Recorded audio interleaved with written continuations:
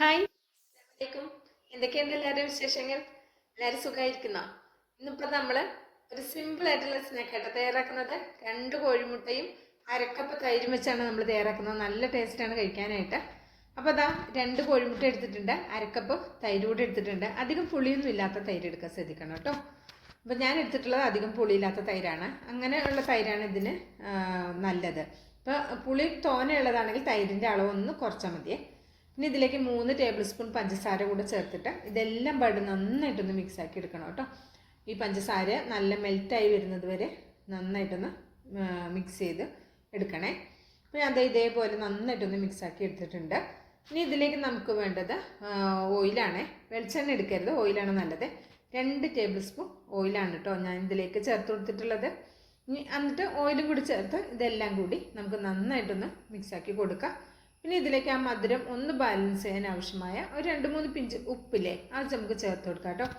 പിന്നെ ബേക്കിംഗ് പൗഡറാണ് എടുത്തത്, ബേക്കിംഗ് സോഡയല്ല, ബേക്കിംഗ് പൗഡർ എടുത്തിട്ടുണ്ട്. ഒരു 1/4 ടീസ്പൂൺ ചേർത്ത് കൊടുത്തിട്ടുണ്ട് കേട്ടോ. അപ്പോൾ ഇത് കുറേ നേരം റെസ്റ്റ് ചെയ്യാൻ വെക്കുകയാണെങ്കിൽ ബേക്കിംഗ് പൗഡറിൻ്റെ ഒന്നും ആവശ്യമില്ല. ഇനി ഇതിലേക്ക് ഞാൻ 1 കപ്പ് മൈദ ചേർത്തിട്ടുണ്ട്. ഇതിലേക്ക് ഞാൻ 2 കപ്പ് മൈദ എടുക്കുന്നുണ്ട്. പിന്നെ വേണമെന്നുണ്ടെങ്കിൽ വീണ്ടും ചേർക്കാം. ഞാൻ 2 പിഞ്ച് മഞ്ഞൾപ്പൊടി കൂടി ചേർത്ത് കൊടുത്തിട്ടുണ്ട്. നിങ്ങൾ അത് മുട്ടയൊക്കെ മിക്സ് ചെയ്യുമ്പോൾ തന്നെ ചേർത്ത് കൊടുത്താൽ മതി. ഞാൻ ആദ്യം മറന്നു പോയതാണ്. ഇത് നിർബന്ധമൊന്നും ഇല്ല കേട്ടോ. ഇത് ഒന്നൊരു കളർ കിട്ടാൻ വേണ്ടിയിട്ട് മാത്രം ചേർത്ത് കൊടുത്തു എന്ന് മാത്രമേ ഉള്ളൂ. അത് യാതൊരു നിർബന്ധമല്ല മഞ്ഞൾപ്പൊടി ചേർക്കണമെന്ന്. ഞാൻ 2 കപ്പ് മൈദ ചേർത്തിട്ട് ഇതുകൊണ്ട് കൈ കൊണ്ട് ഇതുപോലെ ഒന്ന് മിക്സാക്കി എടുക്കുന്നുണ്ട്. അപ്പോൾ ഇത് കുറച്ച് ഒട്ടിപ്പിടിക്കുന്ന പരുവാണ്. അപ്പോൾ നമുക്ക് ഇതിലേക്ക് കുറച്ചുകൂടി മൈദ ചേർത്ത് കൊടുക്കാം. ഞാൻ ഇതിലേക്ക് ഒരു 1/4 കപ്പ് മൈദ എടുക്കുന്നുണ്ട്. എന്നിട്ട് ആവശ്യത്തിന് നോക്കിയിട്ട് ചേർത്താൽ മതി കേട്ടോ. ഇപ്പോൾ ഒരു 1/4 കപ്പ് ചേർത്ത് കൊടുത്തിട്ടുണ്ട്, അരക്കപ്പ് ഇവിടെ മാറ്റി വെച്ചിട്ടുണ്ട്. ചിലപ്പോൾ ഇത് തന്നെ മതിയാകും. അപ്പോൾ നമുക്ക് ഒന്ന് കുഴച്ച് നോക്കി നോക്കാം. എന്നിട്ട് പിന്നെ വേണമെങ്കിൽ പിന്നെയും ചേർത്ത് കൊടുക്കാം. വല്ലാതെ ഒട്ടിപ്പിടിക്കുന്നുണ്ടെങ്കിൽ ചേർത്ത് കൊടുത്താൽ മതി. ചെറിയ ഒട്ടലൊന്നും കുഴപ്പമില്ല കേട്ടോ. അപ്പോൾ ഈ 1/4 കപ്പ് മൈദ മതി. മൊത്തം ഇതിലേക്ക് 2.25 കപ്പ് മൈദയും 2 കോഴിമുട്ടയും അരക്കപ്പ് തൈരുമാണ് കേട്ടോ എടുത്തിട്ടുള്ളത്.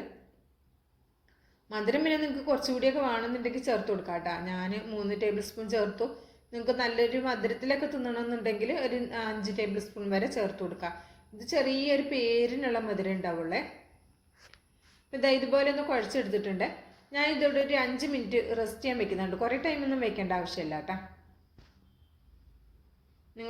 ഞാൻ ബേക്കിംഗ് പൗഡർ ചേർത്തിട്ടുണ്ടല്ലോ, നിങ്ങൾ ചേർത്തിട്ടില്ല എന്നുണ്ടെങ്കിൽ കുറച്ച് സമയം വെച്ച് കൊടുത്തോ, കുഴപ്പമില്ല. അപ്പോൾ ഇതാ ഒരല്പം 1 ടീസ്പൂൺ ഓയിലൊന്ന് തടകി ഒരു 5 മിനിറ്റ് അവിടെ റെസ്റ്റ് ചെയ്യാൻ വെച്ചതിന് ശേഷം കണ്ടോ. അപ്പം മാവ് കണ്ടോ, നല്ല സോഫ്റ്റാണ്. നമ്മൾ ചപ്പാത്തിക്കൊക്കെ അയച്ചെടുക്കുന്ന പോലെ നല്ല സോഫ്റ്റാണ് കേട്ടോ. അപ്പോൾ ഇതേപോലെ വലിയ ഉണ്ടകളാക്കി നമുക്കിതെടുക്കാം. 3 വലിയ ഉണ്ടയും ഒരു ചെറിയൊരു ഉണ്ടയാണ് കിട്ടിയിട്ടുള്ളത്. അപ്പോൾ ഇനി നമുക്കിതൊന്ന് പരത്തിയെടുക്കണം. അപ്പോൾ ഈ പരത്തിയെടുക്കുമ്പോൾ അല്പം മാവ് ഇതിലിങ്ങനെ തൂക്കിയിട്ട് വേണം പരത്തിയെടുക്കാൻ കേട്ടോ. അപ്പോൾ ഇതുപോലെ ഒന്ന് ആക്കിയതിന് ശേഷം നമുക്ക് ഒരല്പം മാവ്, പൊടിമാവ് എന്ന് പറയും നമ്മൾ, ഇട്ടിട്ട് ഒന്ന് പരത്തിയെടുക്കാം. മൈദ തന്നെയാണ് ഇട്ട് കൊടുത്തത്. കുറച്ച് മൈദ ഇങ്ങനെ ആക്കി കൊടുത്ത് നമുക്കിതൊന്ന് പരത്തിയെടുക്കാം.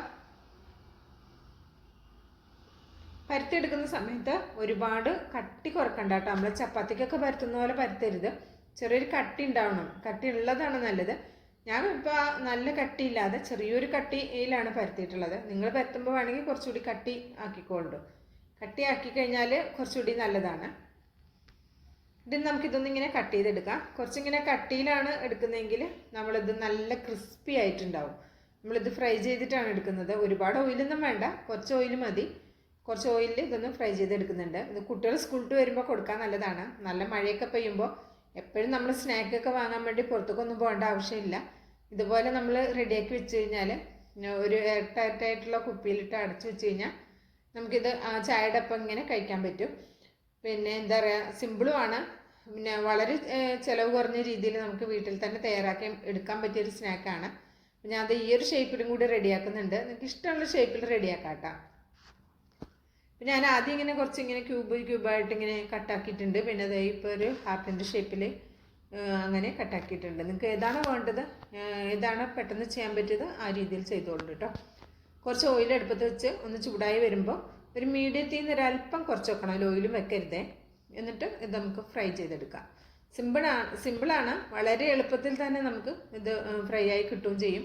കുക്കിംഗ് ടൈമൊന്നും അധികം എടുക്കുന്നില്ല. കണ്ടോ, ഈ ഒരു പരുവം ആയിക്കഴിഞ്ഞാൽ നമുക്കിത് എണ്ണയിൽ നിന്ന് കോരിയെടുക്കാം. അപ്പോൾ 2 മുട്ടയും അരക്കപ്പ് തൈരും ഉണ്ടെങ്കിൽ ഒരു പാത്രം നിറയെ നമുക്ക് സ്നാക്ക് റെഡിയാക്കി വെക്കാൻ പറ്റും. ഇതിപ്പോൾ കുട്ടികൾക്ക് സ്നാക്കൊക്കെ കൊണ്ടുവന്ന് ചെറിയ കുട്ടികളുണ്ടാവില്ലേ 10 മണിക്കൊക്കെ കഴിക്കാനായിട്ട്, അവർക്കിത് ടിഫിൻ ബോക്സിലിട്ട് അടിച്ച് കൊടുത്തുവിടാനും നല്ലതാണ്. സ്കൂളിട്ട് വരുമ്പോൾ ചായൻ്റെ ഒപ്പം കൊടുക്കാനും നല്ലതാണ്. എല്ലാവർക്കും കഴിക്കാം. നല്ല സൂപ്പർ ടേസ്റ്റാണ്. മധുരമാണെങ്കിൽ പാകത്തിനുള്ള മധുരമേ ഉള്ളൂ. നല്ല മധുരം വേണമെന്നുണ്ടെങ്കിൽ പഞ്ചസാര ചേർത്തും കൊടുക്കാം. അപ്പോൾ ഇതാ ഇങ്ങനെ ഇത് മുഴുവനും ഫ്രൈ ആക്കി എടുത്തിട്ടുണ്ട്. നിങ്ങൾക്ക് ഇതിലേക്ക് പഞ്ചസാര പൊടിച്ചതിൻ്റെ മുകളിലേക്ക് തൂക്കിയിട്ട് അങ്ങനെ വേണമെങ്കിലും കഴിക്കാം കേട്ടോ. ഇത് ഇതാ കുറച്ചൊക്കെ ക്രിസ്പിയാണ്. നല്ല ചൂടുള്ളത് മാത്രം കുറച്ച് സോഫ്റ്റ് ആയിട്ടിരിക്കും. ചൂട് മാറിക്കഴിഞ്ഞാൽ നല്ല ക്രിസ്പി ആയിട്ടും ഇരിക്കും കേട്ടോ. നല്ല ടേസ്റ്റി ആയിട്ടുള്ള ഈ സ്നാക്ക് ഇഷ്ടമായിട്ടുണ്ടെങ്കിൽ തീർച്ചയായിട്ടും ട്രൈ ചെയ്ത് നോക്കുക. അഭിപ്രായം അറിയിക്കാൻ മറക്കരുത്. ഒരു ലൈക്ക് തന്ന് സപ്പോർട്ട് ചെയ്യാനും മറക്കല്ലേ. ഇൻഷാ അല്ലാ അടുത്തൊരു വീഡിയോ ആയിട്ട് വരാം. എല്ലാവർക്കും നന്ദി, നമസ്കാരം.